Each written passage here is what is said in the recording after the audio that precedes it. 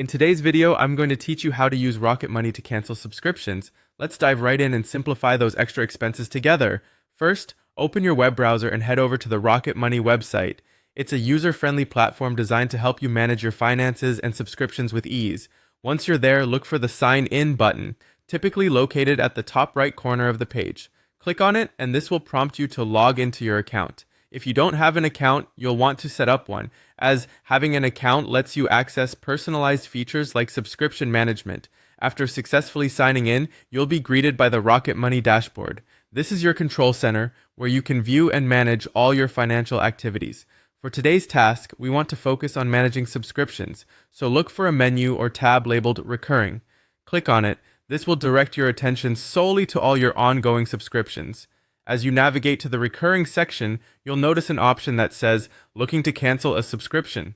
Selecting this will take you to the specific page where you can manage cancellations. It's a straightforward guide intended to help you identify and sort through your current subscriptions. Next, you'll want to click Start a Cancellation. Here's where the actual process of eliminating unwanted subscriptions begins. An intuitive search bar will appear, allowing you to type in and locate the specific subscription you wish to cancel.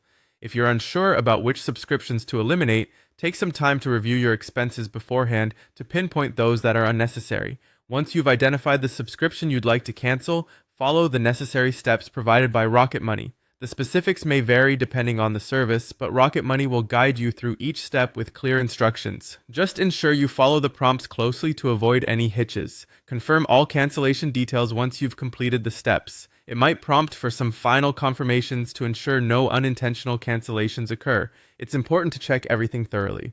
And there you have it. You've learned how to use Rocket Money to cancel subscriptions.